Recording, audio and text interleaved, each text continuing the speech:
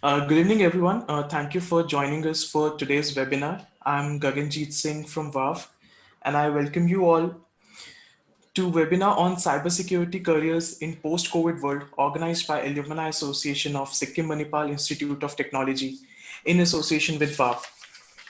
I would especially like to welcome Dr. Ashish Sharma, Director SMIT, Dr. Nayan Kamal Bhattacharya, Head Alumni Engagement Cell, Professor Kalpana Sharma, HOD CSE, Professor Saurav Dhar, HOD EC, Professor HKD Sharma, HOD IT, and Mohammed N. Ansari, HOD EEE, for joining us for today's webinar.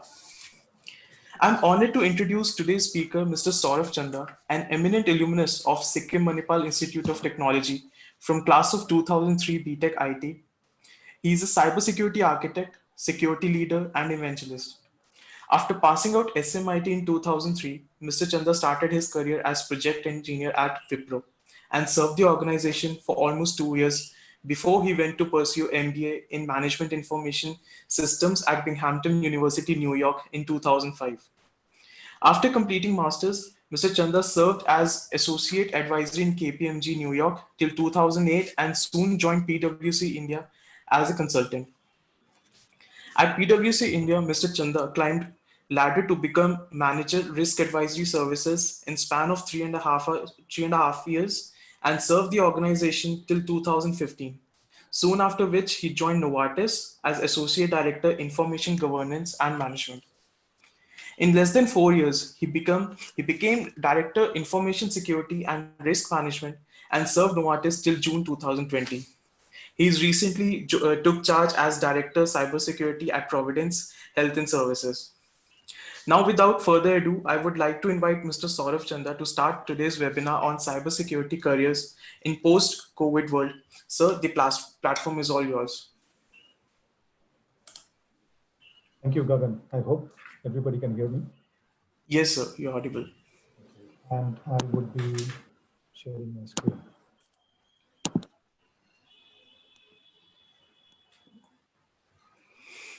Hope the screen is also viewable.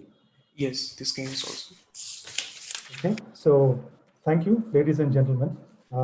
Today's webinar is about cybersecurity careers in the post-COVID world. I would like to thank the Alumni Association of SMIT and VAVE for bringing you forth. I'm your presenter for today. My name is Sourav Chanda. I'm also an SMIT alumni, BTech IT class of 2003. So with further delay, let's start with the presentation for today.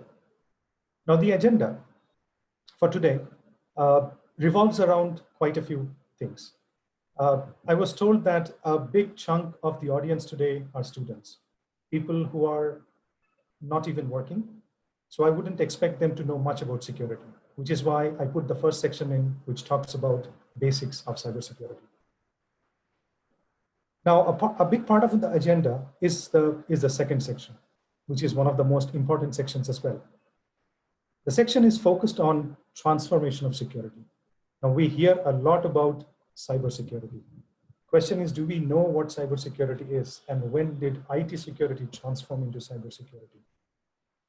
So basically, we would see in the second section how that happens, how IT security changes into cybersecurity, how cybersecurity changes because of the COVID situation that we have now.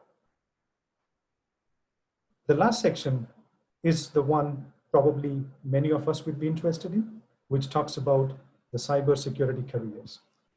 And I bring forth a few roles that exist today in the cybersecurity world for starters. And then I end the presentation with some tips on building a career. Now, in the whole of this presentation today, I do have some time to get the questions from you. I'm sure that you would have many questions even after seeing the slides, because I do have a lot of content.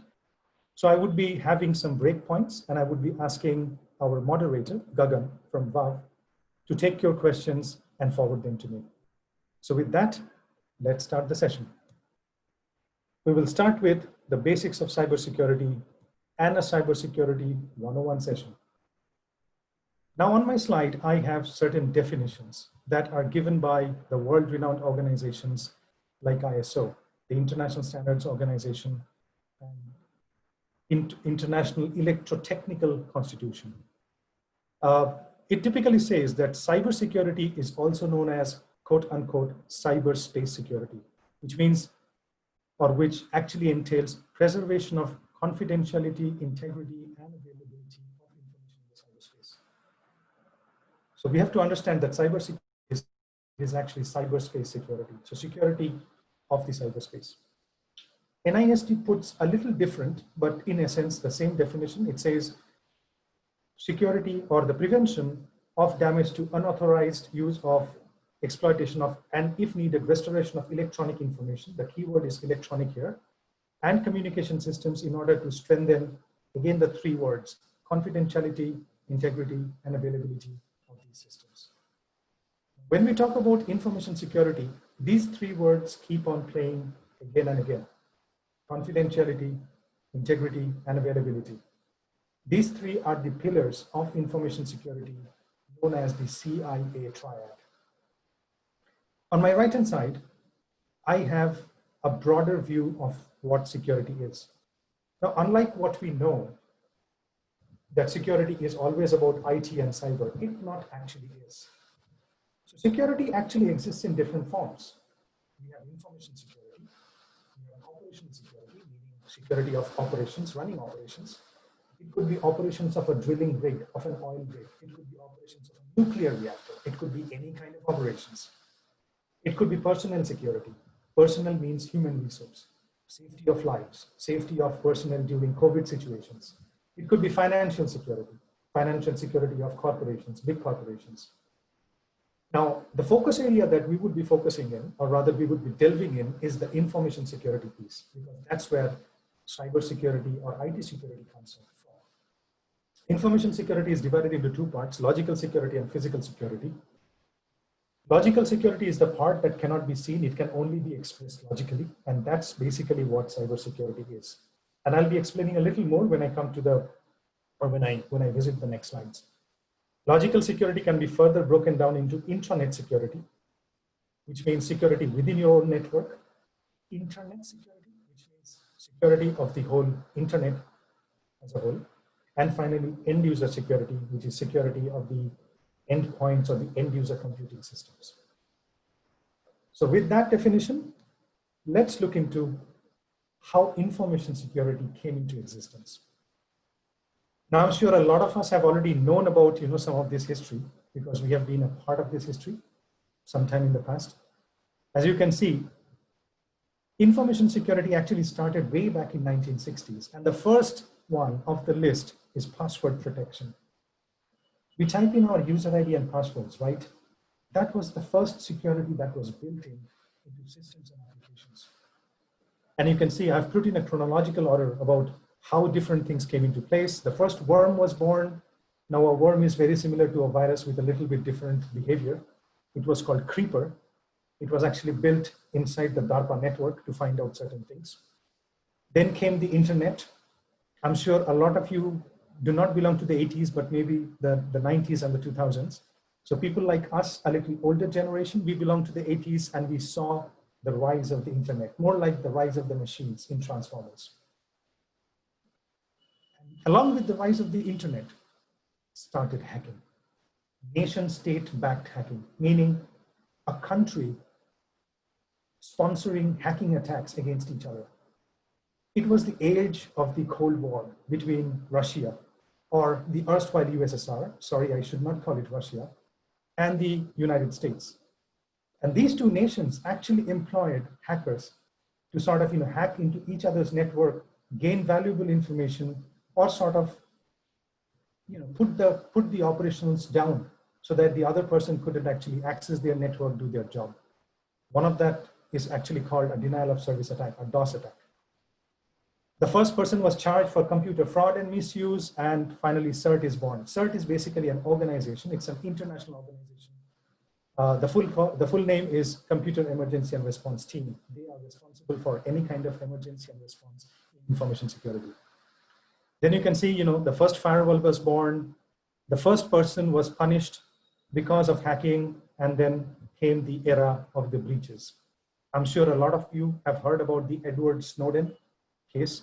Edward Snowden was basically a CIA analyst. He leaked highly classified info about the NSA, and info that also affected the cybersecurity strategy of India, because it was found that US was actually snooping on the information that India had, the India government had, and the India military had. Then was the Yahoo data breach, the WannaCry ransomware, the latest one in the list. The WannaCry ransomware held users of unpatched systems for almost like $300 ransom. In the 2020s, we don't know what's going to happen. The COVID pandemic has struck, and let's see what's in store for us because of this situation.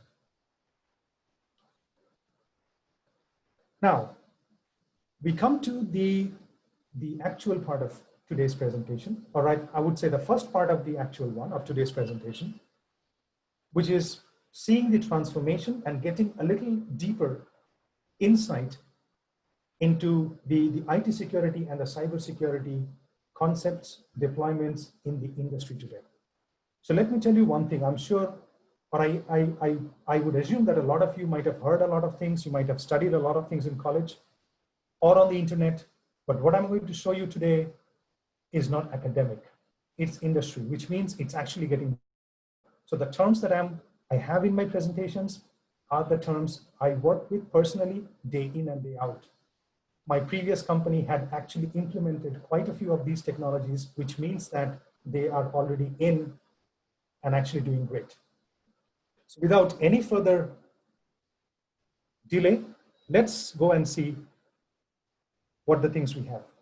So as I said, before actually going into the presentation, let me take a moment and explain you the 4 items that I have here on the list. So what I do is, I have sort of made a storyline. I've made a storyline about what the traditional deployment architecture was in the 80s or maybe in the 90s, how the transformation of architecture happened. What is the modern deployment architecture today and what it is going to be in the post-COVID world. And as I continue explaining the architecture, small aspects of the architecture, I also take some time to explain what are the security aspects or the implications in each of these times. So you'll actually get to see how even security has transformed along with the architecture that has transformed since the 80s till today. Going into the first slide, the traditional deployment architecture. Now what I've done is I have used a lot of visuals. By visuals, I mean diagrams. Diagrams help us understand, and I've tried to use the simplest diagrams available on the internet. None of these diagrams are mine, I'm sorry. They are all sourced from the internet. I've tried to make these diagrams, or I've tried to have the diagrams have a medium level of detail, meaning that the diagrams will have some elements of what I'm trying to say, leaving out the great details. So the traditional deployment architecture, if I talk about it, it is typically divided into, it is called the data center architecture. The erstwhile data center architecture, as we know, actually resided inside a data center. A data center was controlled by the organization.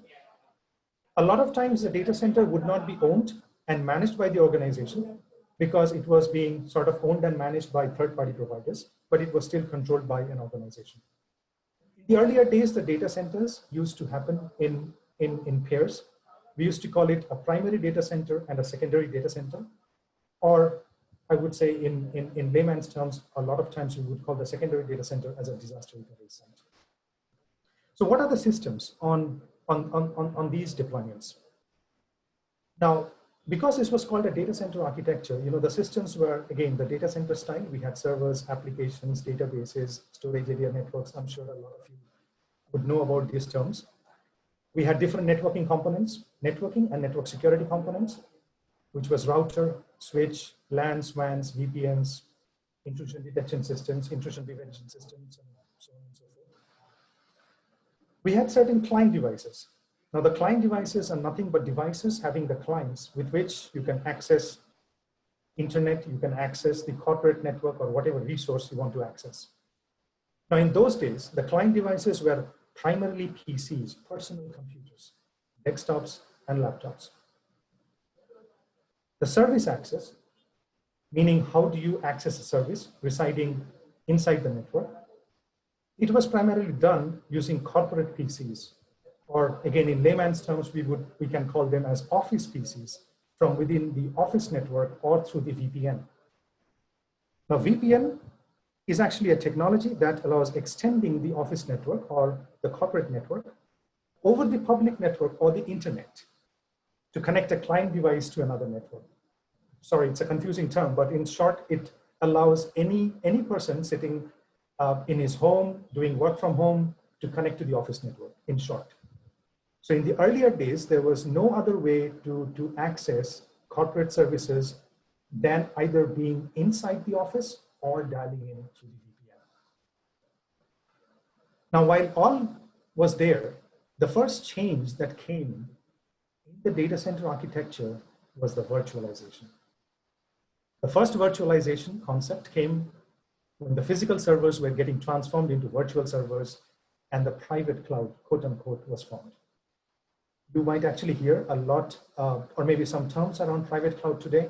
So private cloud is actually a setup in which you have some virtual servers, some physical servers, but still there is no cloud, like real cloud, public cloud, okay, as part of the office. And the private cloud architecture is also termed as on-prem architecture. So in the security field, in the security architecture, group, on-prem, we use the word on-prem a lot, which means it's on-premise. It's in our data center. It's not in the cloud.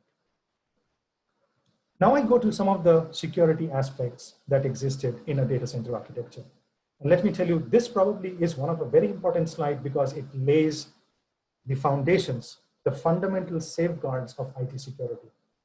So even though IT security has changed into cybersecurity, will change into, I don't know what's will be the new name 20 years hence, but then the fundamentals remain. It's only they have been transformed a little bit, adjusted to meet new situations. The primary among them is the identity and access management. You type your user ID and passwords. The user ID is called identity. When you type in a password, you basically access a resource. Say, for example, Gmail. There is actually an identity and access management system running at the back end that is allowing you or validating that you are you who you claim to be, and then giving you access to your Gmail. And that is actually done by identity and access management. Then you have the hardening concept, system hardening, application hardening, network hardening. Hardening means configuring the systems in a secure way. You change the system configurations to make it behave in a more secure way. So hardening is an official term for that.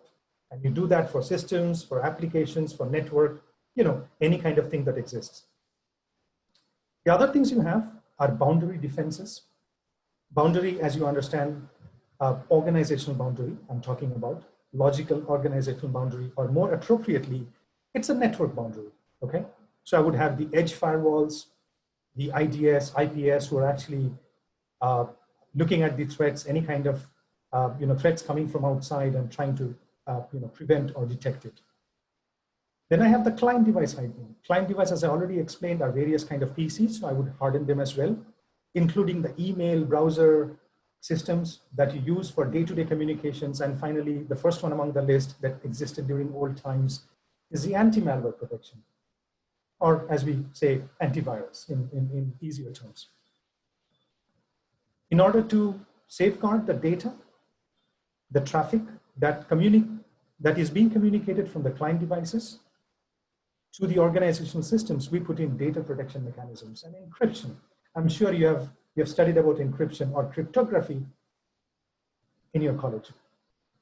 Then we have a few processes that go in the back end, which is vulnerability patch management, security information event management, that helps us to make the system more secure. I will go on to one more slide. I do understand you might have a few questions after looking at so many terms and the architecture on the right. Let me finish one more slide and then we can take a pause there. Okay. Oh, I'm sorry. So there is basically what we have a pause. Let's take a moment, see what questions if we have, and over to you, Gagan. Right. So, we have a question from Tashi Sherpa. So the question is, how easy is learning cybersecurity for starters?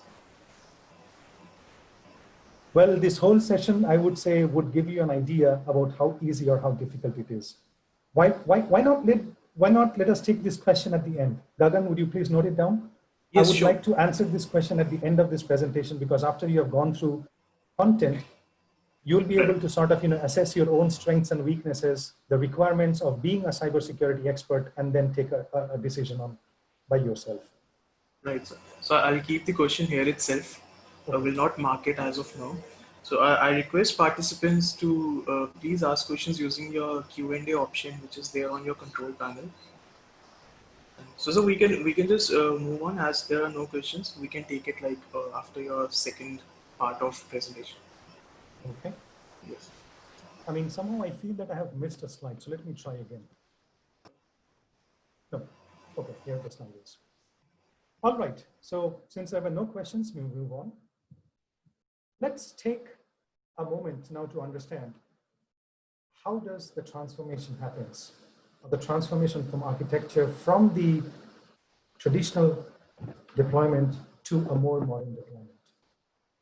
Now, in these slides, the slides following this one, I have taken example of Citrix only to show the concept. There is no other intent. I'm no way connected to Citrix or advertising for Citrix. Citrix is, by the way, an American company providing system virtualization and remote access solutions. The reason I took the example of Citrix is because I personally worked on the thing that you see on the screen, moving the traditional infrastructure into a cloud infrastructure. But more importantly, it was a small solution which was easy to understand. Okay, so in this type of architecture, what we see is, we see that the public cloud services have already come in. You know about Microsoft Azure. You know about Amazon Web Services. So actually, Amazon Web Services came much before Azure. And then you have Google Cloud Platform, then you have Oracle platforms, IBM platforms, and there are 5 different. So what happens is, in the traditional systems, as we virtualized a few servers and put it on our own network, the companies or the organizations now thought of leveraging the concepts that were brought in by these public cloud companies. Typical concepts are, we call them IaaS, PaaS, and SaaS. Infrastructure as a service, platform as a service, and software as a service. Typically meaning what you get from the cloud platform and what you need to manage on your side. Now, what happened after that? Because of these services coming from the public cloud vendors, the company saw an opportunity to do large-scale system virtualization, meaning they scaled up what they were doing. Now, when large-scale system virtualization happened, they also started to move the on-prem systems to the public cloud. And you can see this diagram is actually a very nice example of that. The left-hand side is what everything existed on-prem, meaning in your own data center. But on the right-hand side, you can see there is a cloud part that has been introduced, and then is still a portion that is still on-prem on your own data center. Now, what happened is, this is the current situation of the industry today.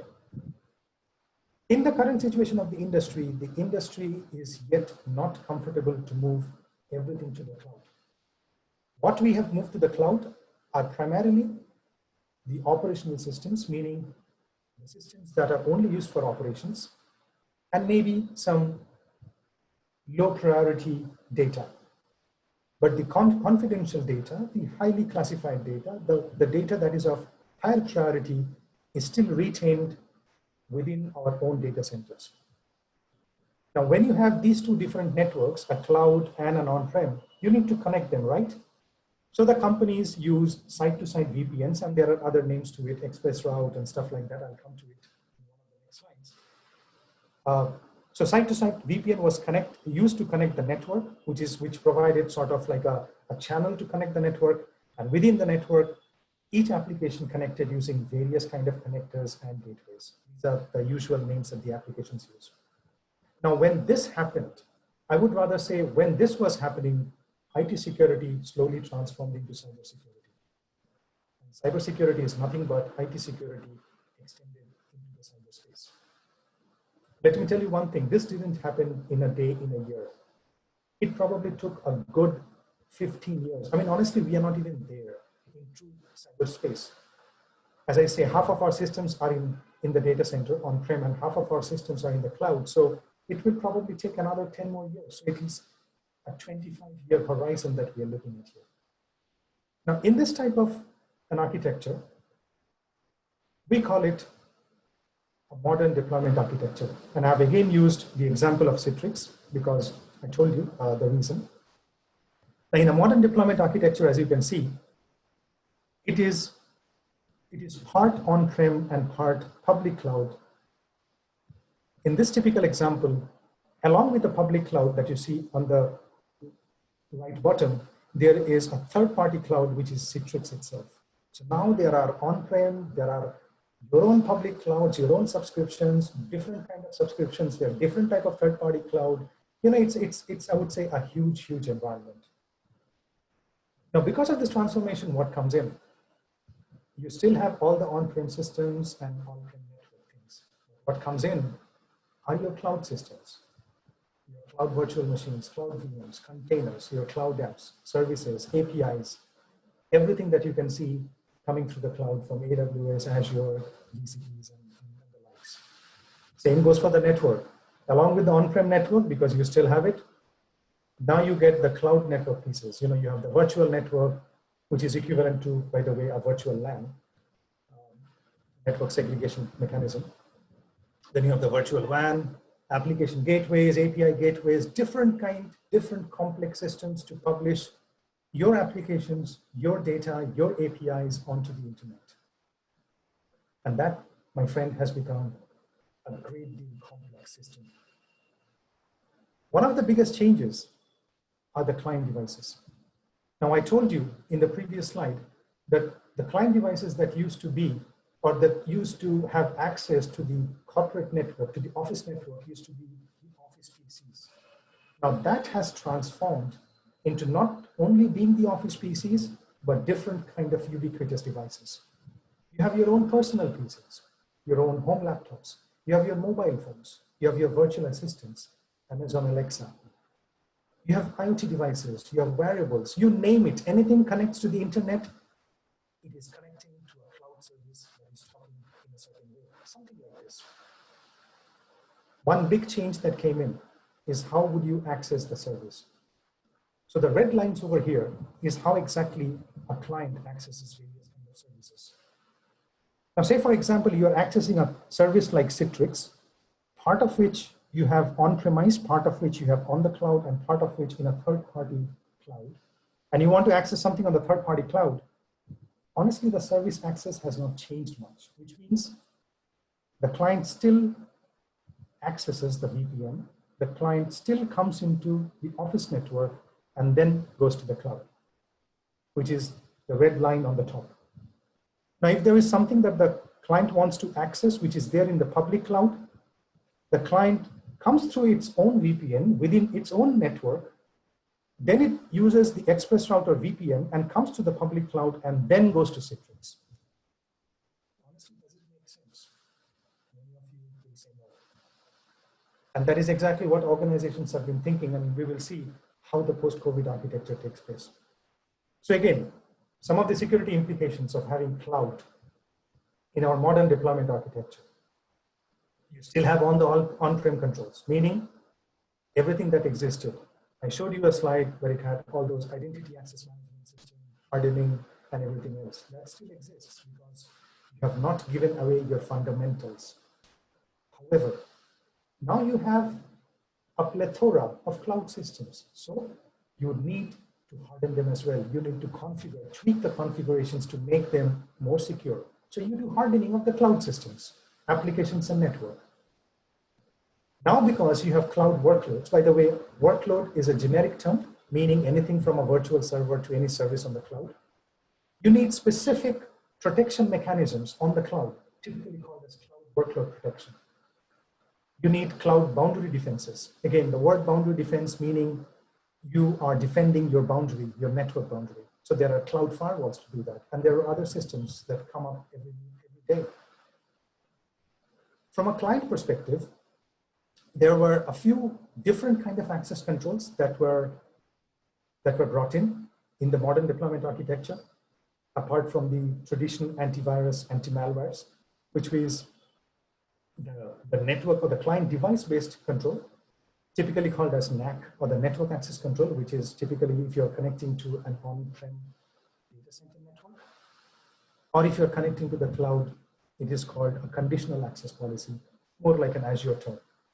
What it does is, depending on the status of your device, it will let you connect to the network. Say, for example, you have set a policy to have a minimum version of your Windows 10, 1909, to have a minimum version of your, let's say, your antivirus protection, minimum amount of software. So depending on these policies, it will let you connect to the cloud. Otherwise, you are not allowed to connect. And the last one in the list is data localization. Now, the data localization is also a newer term. Primarily, the data localization is because of the different regulations that we have today to keep our data locally. There have been different regulations like the HIPAA in the US in the 90s. Then you have GDPR, the General Data Privacy Regulation in Europe, or the European Union in 2018.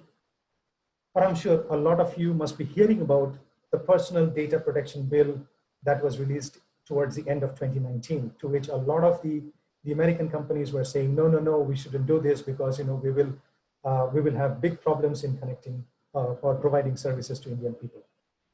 So data localization essentially means to keep the data local within the country in which it was generated.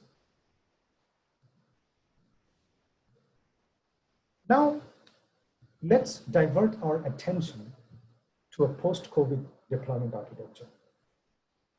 Now, I've used the same Citrix architecture because in the post-COVID era, there are only a few adjustments that need to be made. Now, let me tell you before I move into these two slides talking about post-COVID is that this is what I think, having my own experience, having my own thoughts. There might be different industry leaders, different industry veterans who have similar or different opinions. I wouldn't say anybody is right or anybody is wrong because we don't know. This is what we are thinking might happen in the days to come. Okay, so with that, let's see what are the changes that is coming in the architecture. I can see there are a lot of questions coming in. Trust me, let me finish these two slides and we will have a session on Q&A again. So in the post-COVID world, even today, we are focusing a lot on remote working, right? You're working from home. Even this session we are doing on Zoom, we are sitting at the comfort of our home or office, wherever you are, depending on how your comfort is. So the maximum focus in the post-COVID world will be on mobility. Mobile people will be going here and there, and remote working, which means that the focus is shifting from being within the office to being outside the office. The systems will need to be reconfigured to deliver services to these kind of mobile and remote workers. In one of my previous slides, I told you that most of the organizational services were being delivered only if you connect to the intranet, meaning you're inside the office connecting to the office network, or you are dialing in through VPN. You're connecting through VPN. That is going to change. From a systems perspective, there would be a huge adoption of communication and collaboration tools. Just like Zoom, we will have Google Hangouts, Meet, Zoom, Microsoft Teams, Slack for various kind of collaboration sessions, various kind of meeting sessions, something like this that we are having. From a network perspective, there'll be a huge adoption of internet for service delivery. And why do I say this? Is because the services will be delivered on the internet. You won't need to connect to the office network, because if you're working from home, how exactly would you be connecting to the office network? You anyway have to dial through VPN, right? One of the most important things would be the change in the client device. The client device or the PC or whatever you have, your handheld device, mobile phone and everything else will be a one-stop shop, a one hub to access all services. You might remember the movie where it says, one ring to rule them all. So it's something like that. Your PC, your mobile device is your one ring to access all services. And your service access, in a way, will transform by directly connecting to the services. So you see the red line here, and you would remember the red lines in my previous slide, where I explained that the traffic will actually move from the client device through the corporate VPN into the corporate network, and then through a cloud or a third-party cloud. That is going to change. Because organizations have realized, or rather they are now realizing, that the cost of routing all traffic from the endpoints to the cloud through corporate network is much more than the benefit out of it. So instead, it is much better to only manage and ensure that the communication is secure and the individual, I would say, systems are secure, meaning the endpoint is secure on one side and the cloud is secure on the other side. We come to some of the changes in the security controls that are coming up. So the systems that we have configured, we need to reconfigure them. Sorry, the systems we have put in place, we have to reconfigure them, we have to harden them. Because we would be using internet for service delivery, there would be a huge adoption of various kind of data protection and encryption technologies to deliver confidential data, corporate data on the internet. And because the focus will now shift from the organizational network to the endpoints and the cloud, we would have specialized solutions like breach prevention, cloud proxy, advanced threat protection. We would be securing the cloud, and endpoint prevention technologies like next generation antivirus, endpoint detection and response, and user and entity behavioral analytics that we will be putting on the cloud. We'll take a break here. I'm seeing that there are a lot of questions coming in. So over to you, Gagan. Right. So I can see there are like 24 questions like lined up for you. Many are career oriented that we can take maybe like after your third part, right? Third part of the presentation, maybe the last part. So there's a question from Areen. What are your views on the current national situations regarding cybersecurity exploitations by other countries? If you ask me what's my view, I would say that's only going to increase. If you ask me where are we currently placed, I would say, again, my own personal opinion, private organizations have been well placed because there is no one to back them up. So they have implemented a lot of systems already. However, the government organizations, I would want to make it very clear, I personally think are not up to the mark. The kind of systems they have, the kind of, I wouldn't say the systems, the kind of infrastructure they have, which means people, process, and technology they have is not up to the mark. I personally think the government does a lot of lip service without actually doing the work.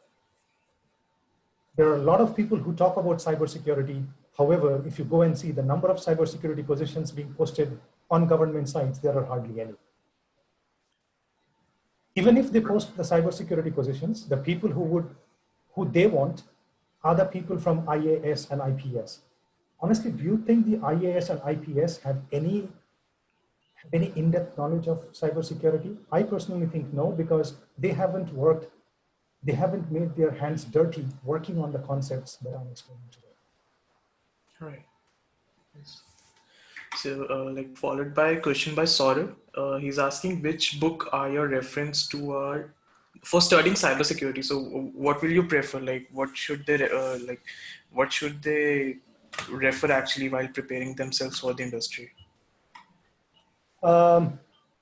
Honestly, cybersecurity knows no bounds. I mean, there are probably a few books. I would probably, take this question towards the end, because when I talk about certifications, maybe those are some of the books that would be good to start with. But if you look at the technologies, it's like, every technology brings along with itself brand new books. In my time, there was Java. Java is sort of outdated now. Before my time, there was C and C++ that you probably have studied in your college. That is sort of also outdated now.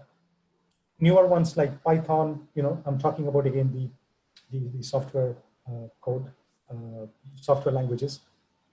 Then there are technologies that sort of are already outdated. There are new technologies coming in place. The entire plethora of cloud technologies are new.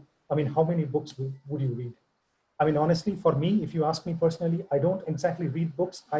If I have to know about the technology and the security mechanisms, I would go ahead, refer to the company's own literature about how their systems are built. So say, for example, if I have to know about Microsoft Azure, I would actually read Microsoft literature. I would go to their websites, read about Microsoft Azure, what are the security mechanisms and stuff like that, instead of actually going back to any book. But then, yeah, there are other books. There is a whole lot of books that say, XYZ for dummies. I have been told that those XYZ for dummies are good starters for any kind of concept. Right, right. There's a question from Urvashi. What is security as a service? Good question. Security as a service. Okay, anything as a service means there are two parts to it. The first part of service is service given by an actual service like a human or maybe a system. And then the service part is actually the system part, which allows you to provide you the service. So security as a service also has two parts. It could be uh, an online consultation service, which means somebody is consulting online, helping you with configuring the security, or it could be something that is delivered from the cloud. Let's say, I provided quite a few next generation things. Most of these are actually provided on the cloud, and they're all a part of security as a service. So anything provided from the cloud, I wouldn't say the cloud, anything provided online, not being installed in your own data center is as a service. Right. Let's go Questions? on. Let's go on with this question by Abhinav Jha. I quit my job earlier this year before COVID-19, and now I'm only focused to start my career in cybersecurity. I think we should take this question after your next session, right? We can Right. take this question afterwards. Aditya is asking, why is DNS monitoring important? Very specific question. There are quite a few vulnerabilities called DNS hijacking and DNS spoofing. Because you asked a specific question, I'm sorry, I'm forced to give a specific answer. So there are multiple vulnerabilities or other strategies to corrupt DNS entries. Now, if your DNS entries get corrupt, people trying to connect to your web server won't be able to connect to your web server, right? Say, for example, you're typing www.google.com. It goes to a DNS where it says www.google.com maps to 172.19.21.31. I made that up, an IP address. And then your traffic is routed to that IP address. So now if I corrupt that DNS entry, I can actually drive a traffic to my own IP address in which I will be hosting bad things. I will be hosting things that can probably listen to what you are sending. I can probably listen to a communication between you and Google, the thing you type, the traffic you send. I can do anything. So DNS spoofing, DNS hijacking are typical threats, which is why you would do DNS protection. Right, right. So I can see there are a lot of questions which are career oriented. I think we should continue with the presentation, and like after your session, then we can take these questions ahead. There are a lot Right. of questions, right? So we can just move forward with your presentation and then take these questions one by one. Very well. Right. So we'll move on to the presentation. Sure. Cybersecurity careers. Now, I hope till now you have understood what cybersecurity is. Now, I don't expect that you will be understanding everything because there were a lot of terms, a lot of jargons in my slides. I tried to make it simple, but unfortunately, cybersecurity honestly is not simple. Let's see some of the roles that exist in cybersecurity today and what has been there since the past. Now, for starters, Now, I call, or I have put content for starters because as I was told that majority of the audience today are still going to college or maybe just graduated or maybe just trying to get into cybersecurity. Honestly, if you are not a starter, then you already know what path to take. So maybe you already have the guidance. So let's say the way I have segregated these roles is by the existence of this role. From the traditional times, we already have different kind of security systems. So the first role that comes to anybody's mind is the person who develops those security systems. The first role title would be the security system developer. The person develops security systems, including various kind of tools like firewalls, IDS, IPS, antivirus, and even the newer generation tools, okay? Now, this role is not exactly a very starter kind of a role. This would be a role that you might actually take up 2 to 4 years into your career in cybersecurity, because the first day you won't understand. It will basically look a Latin and Greek to you. The second and the third one is what I would say a starter role. The second one has existed since the traditional times during the physical server days, which is the infrastructure security analyst. The infrastructure security analyst basically works on the system and the network. He or she analyzes and assesses the vulnerabilities, investigates the tools, the countermeasures, provides recommendations to fix those vulnerabilities, and solutions and best practices. So pretty much anything and everything that you can say to make your systems secure. Number 3 is your application security analyst. It is very much same as the infrastructure security analyst, but instead of system and network, this thing focuses on the software applications. The last one in the list today, I wouldn't say today because I have a few more slides on this one. Now that has also existed since the virtual or the private cloud days, which is the vulnerability assessor and the penetration tester, quote unquote, the hacker, the white hat hacker. Now, as I said, for the first item today, the white hat hacker, you don't become on the first day.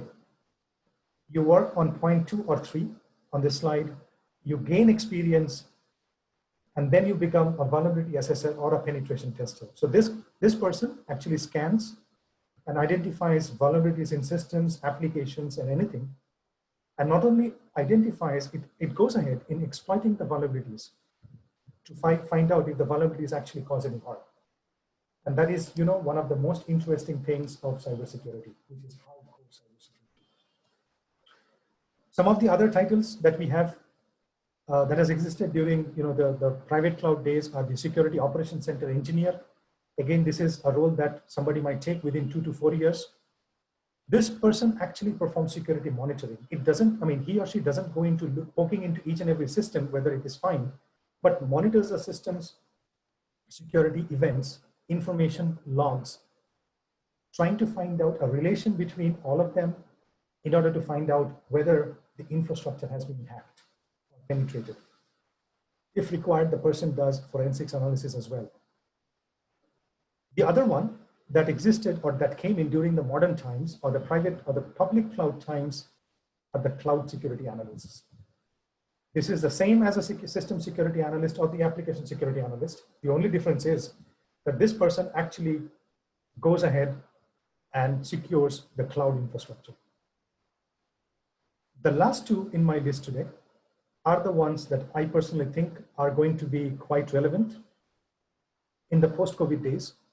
Now, as I said, the post-COVID days, your endpoints or your PCs are going to become a one-stop shop, a one single device to access all services. So you'll have a lot of focus on the endpoints. So I wouldn't be surprised if a role comes as endpoint or end user security analyst. Same role as a system security analyst, but the focus changes on endpoint infrastructure. And the last one in the list are basically the next gen system security system developers. I talked about quite a few next gen security systems to safeguard your infrastructure on the cloud, to safeguard your endpoints, like cloud proxies, or your EDR solution, next generation antivirus, UEBI, and things like that. you would have people who would be developing these systems as a system developer. Again, this role is not exactly a starter role, but maybe a second role that you would take up after you start. I put in two different roles, a little related roles to information security for people who are not going into the core areas, but the related areas. These are also very common. You would see a lot of positions in them, which is basically the IT governance, risk, and compliance analysts. Now, these people actually go ahead, they analyze the risks in various systems, they develop risk management controls for different IT systems. They develop the policies, the procedures that we will need to use various kind of IT systems. And finally, they develop and evaluate whether our IT systems match those policies or procedures or not, which is basically the compliance piece. The last one in the list is the data protection and privacy analyst. I spoke about data localization in one of the previous slides, which came up because of various kind of data regulations. A lot of companies today are trying to cope up because they haven't had the time to sort of, adjust their infrastructure, adjust their people to meet those standards. So they need data protection and privacy analysts who can help them comply with various kind of data protection regulations. So those are the roles, I would say, for starters. And second starters, I would say, somebody who has been into the field for 2 years. Let's go on to see some of the tips on how to build a career.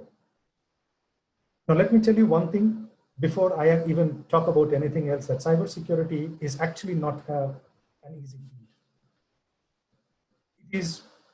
It is extremely analytical and detail oriented. I assume that you have already understood from the technologies and from the systems that I have mentioned in the previous slides that it is detailed. It doesn't talk on the top. You cannot go to say, do this and do that and leave out. You will get hacked day in and day out, which is the case with the government organizations today. So you have to be analytical, extremely detailed. When you're assigned a job, there is nobody to guide you. Nobody knows what's going to happen. A problem given to you, you'll have to independently think, strategize how to do the thing, and solve the problem. Very important trait. You have to be confident, self-directed, and proactive, meaning that you have to go to the internet. You have to find out, what could be the potential solutions. You have to read company literature. You have to read security bulletins. You have to keep yourself updated all along. Nobody is going to help you. It's a lonely fight, my friend. So you have to be proactive. And finally, you have to be a continuous learner. And I mean this seriously, meaning that a lot of people say, we are always doing continuous learning. Continuous learning doesn't mean that you've taken gardening as your hobby during the COVID times. No, it's difficult. It needs continuous learning, serious learning. When it comes to learning, what do you learn? You learn about coding. Pretty sure you're already learning about coding in your college, so I don't have to reiterate that. But some of the things that you can learn more are configuring systems. Learn to configure any kind of system. It could be a server, it could be an application, it could be a solution, do anything. Configure a system, look into the configurations, look into the security configurations.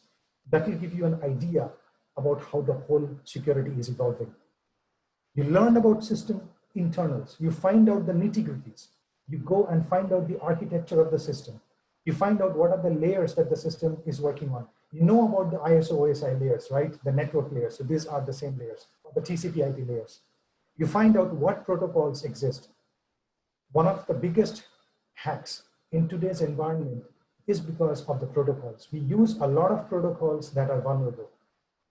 And because of those vulnerable protocols, the messages that are sent using those protocols can be seen or can be deciphered in the internet. So learn about those protocols.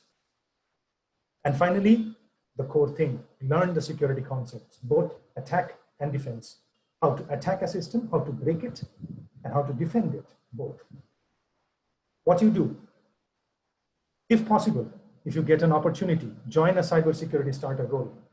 After this COVID situation, and I wouldn't say thankfully, but at least for us who are in cybersecurity, thankful to China, you would have a plethora of opportunities coming up in cybersecurity. especially at the starter roles or between 2 to 8 years of experience. Try joining one of that. If you don't get a break, don't worry. Join a system administration, a network administration, or at least a software development role. I'm pretty sure a lot of us can go into software development, given that we have mass recruitments from different big IT companies today. Go into it. However, you keep an eye on cybersecurity. You learn the security concepts. And in 2 years or 4 years, you move into cybersecurity. What you do, you get certified. Now, if you're already working as a system administrator, I would suggest that you already get certified, because that will pave your way into getting into the cybersecurity area. People like us, we love certifications because instead of saying who you are, it's like a third party giving you a certificate saying, yes, you know who you are. Security Plus is the basic certification. Then you can top up with the CEH, CISSP, CISA, and the list goes on. And these certifications are more, I would say, non-OEM certifications. There are a lot of OEM certifications from Microsoft, from Cisco, and from Google as well. You can also consider them. Most importantly, keep challenging, keep learning. Your brain is like a blade. The more you challenge, the more you sharpen it, and the easier it becomes to cut through. In cybersecurity, it's literally cut through. You're always on an edge trying to fight a hacker. Trust me, the hackers have money or they have passion, and they would do everything to break their systems. And I cannot tell you how much time in a day and how much energy in a day I spend in putting in systems, in putting in architecture to safeguard my own company, the company that I work on. Once you keep doing that, in the end, you have built a career. So with that, take a stop. That's the end of today's webinar. I'll take on any more questions, comments, or feedback. Over to you, Gagan. Right. This seems there are a lot of questions for you. Go ahead. We'll start with this very odd question. Got 8 likes also from Tashi. We kept it for last itself. So how easy is learning cybersecurity for starters? Well, Tashi, easy is a fluid term. It's like something could be easy for one, something could not be easy for the other person. Most people that I have spoken to, they have said cybersecurity is not easy. Because if you have to get into, let's keep cybersecurity aside. The first thing that you need to learn are the system internals. You decide how good are you with fiddling with systems, with breaking down systems, configuring the systems. More than getting in, it is your passion. You might actually like it today. What will you do 15 years down the line? Say, for example, I've spent 15, 16 years down the line. The passion that I had before 15 years when I passed out from the college, question is, do I have the same passion today? And that drives you into cybersecurity. So answer this question yourself. But let me tell you, cybersecurity is not exactly easy because you have to learn the nitty-gritties. Unless you have a passion for it, you won't be able to hold it long for more than 10 years or 15 years. So there's a question from Gagan. He's asking, can you explain about bug bounty programs and sites/reference books to go through to learn much about learning how devices are hacked and how to secure them? Very good question. Excellent question. Bug bounty programs. Bug bounty programs are international programs, global programs that are organized by directly a company like Facebook, or maybe a bug bounty site. And there are many bug bounty sites on the internet. You can go and refer to them. What they do is that they offer you a timeline, an objective. The objective is nothing but hacking into. Straight away, it's hardcore hacking. So the moment you can hack into something, you submit how you hacked in, you submit your findings, you submit your evidence.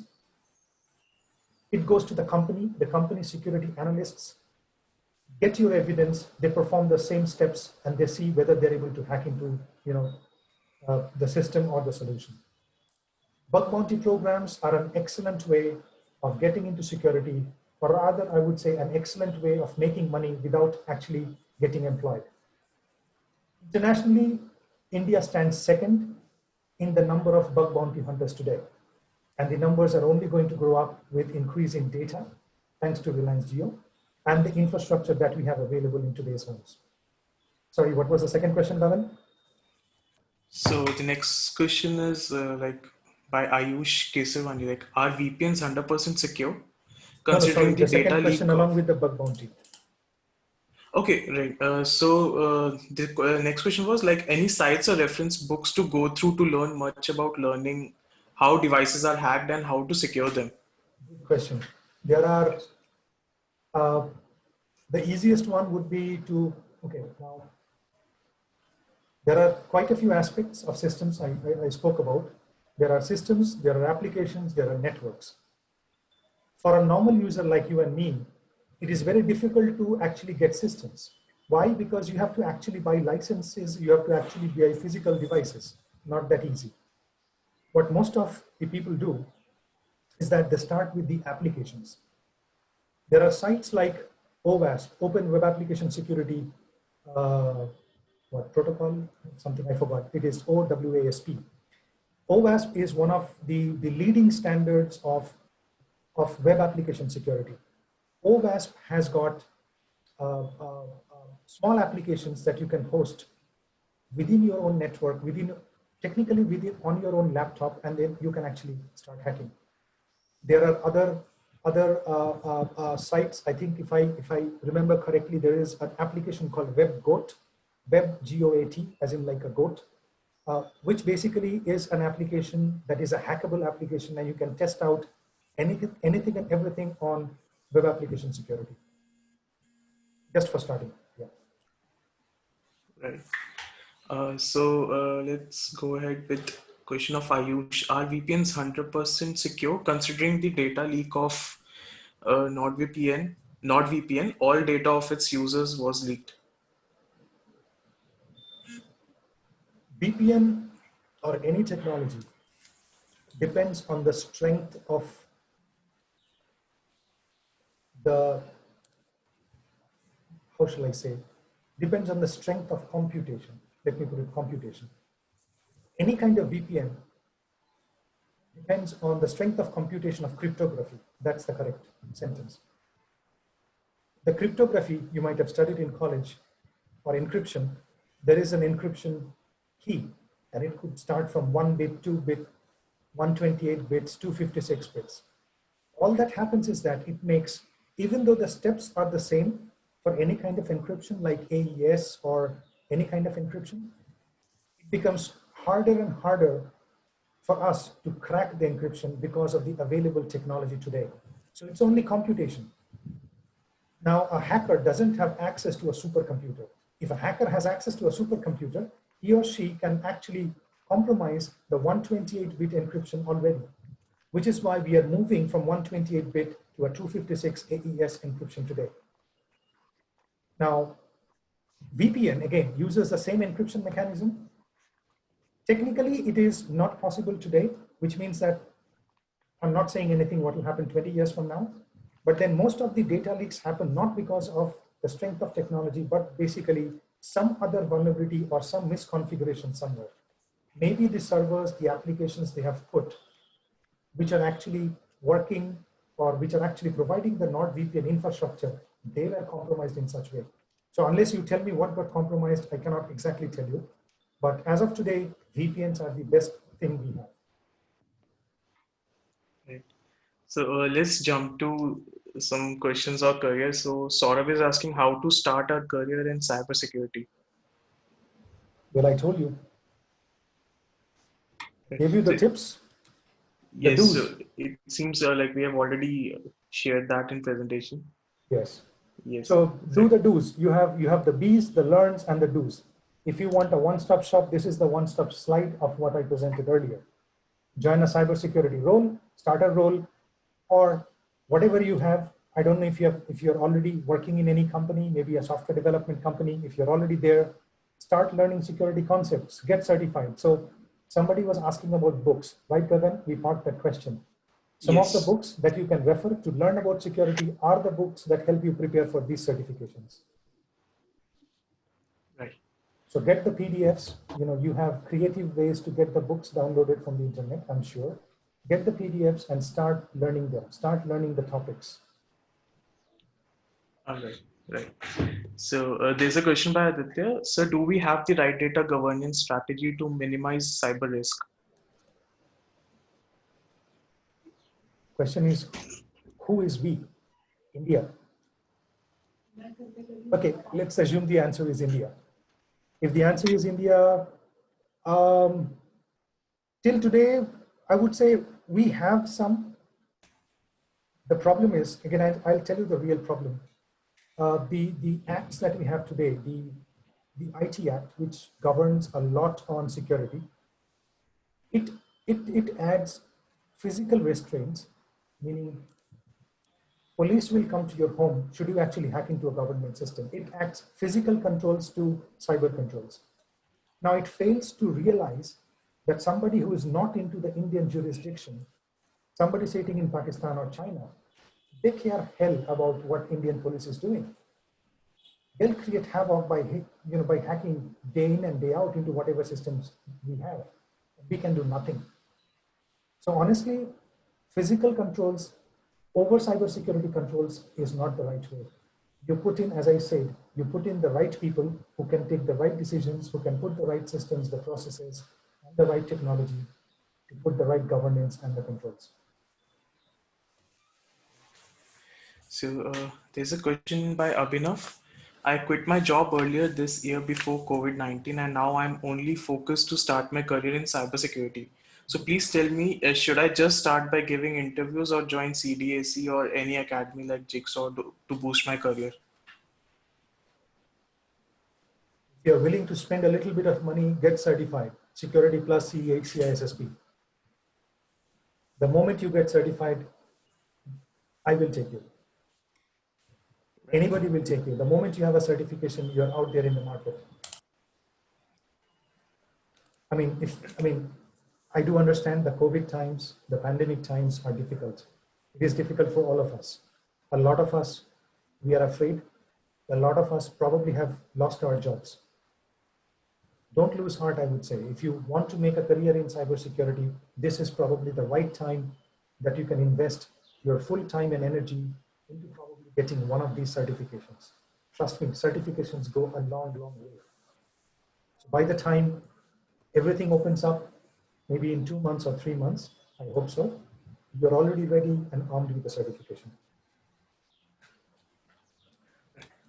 So there's a question by Aditya. So can you tell me about zero-day exploit and DNS tunneling? So, DNS tunneling.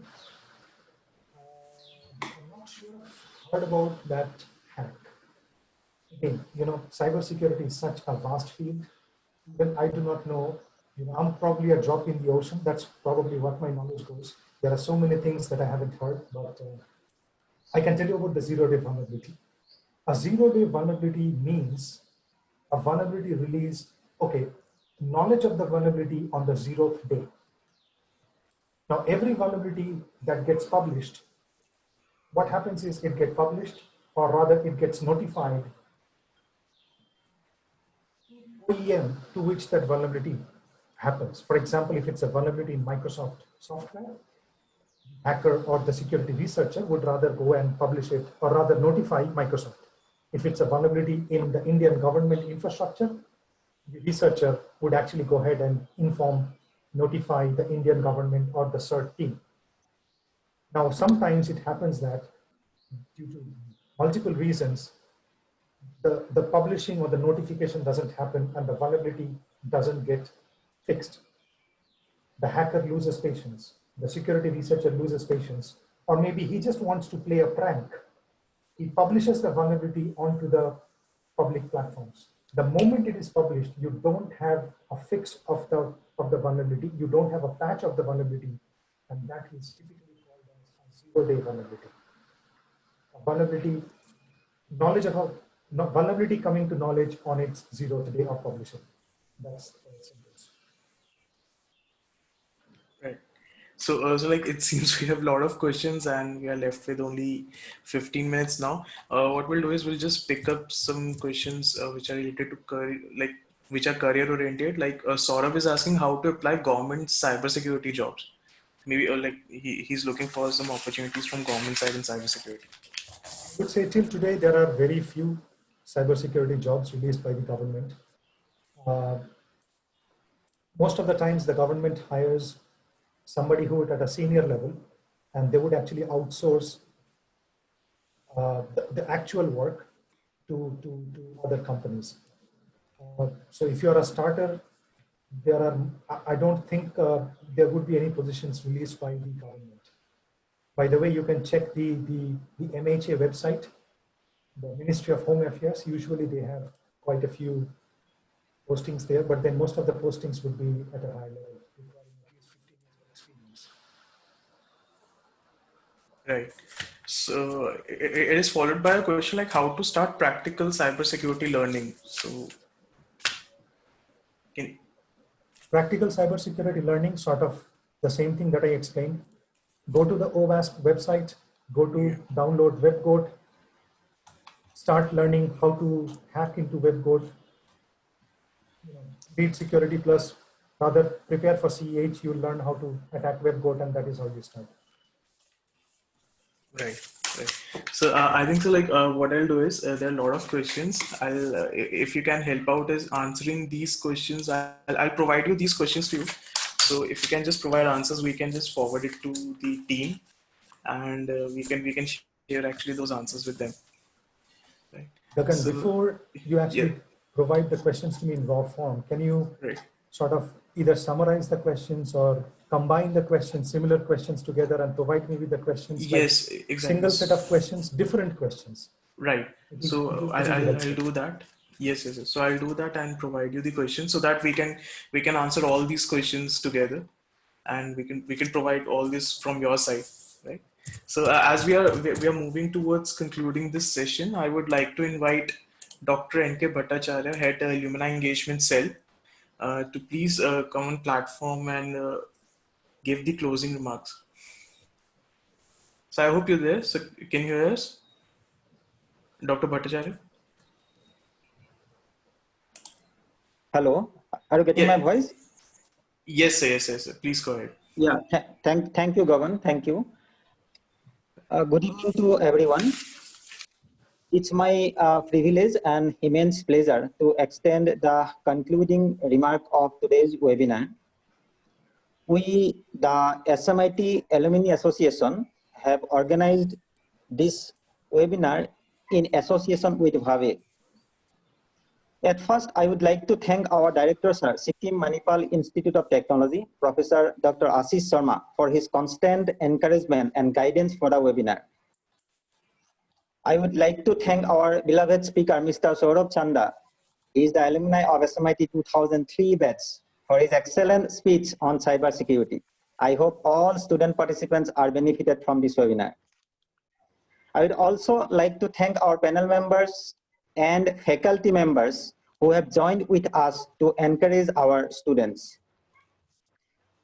I would like to thank all the participants from SMIT and other colleges who have taken part for successful completion of this webinar. Finally, I would like to thank Mr. Gaganjit Singh from VAVE, because of whom it is possible to organize this webinar. Thank you all. Right. So thank you so much, and I would especially like to thank you and Mr. Areen Sahu. He's student alumni coordinator who helped us a lot in sharing word about this webinar. Mr. Chanda, you're there. So Areen is the one like who helped us in sharing this word with all like the community of SMIT. It's including students and alumni. So I think he was in touch with you also. Give me, So we can't hear you. Hello. would like to actually thank everyone, Right. primarily thanking Alumni Association, Sikkim Institute of Technology, and Bob as well. Thanks to Gagan. Uh, Thanks to Arin. Arin was, I mean, I have known Arin from quite some time, I think from the last 2 to 3 years. And he's been the student alumni coordinator, and we have been coordinating quite a few things together. I would also like to thank Bhattacharya sir. Again, I have known sir since the last couple of years. And overall, I would like to thank everyone in the audience today who took time to attend this webinar and allowing me to share some of my knowledge. So thank you, everyone. Right, sir. So thank you so much. So with your permission, I would like to conclude this webinar. Yes, Gagan, we can conclude the webinar and we can take the questions in a more summarized way. Thank you, everyone. Great. Great. Thank you, everyone. We appreciate you being here. You'll be redirected to survey of this webinar. I request you to give your feedback on today's webinar. Thank you again for joining us. We are signing off for this session.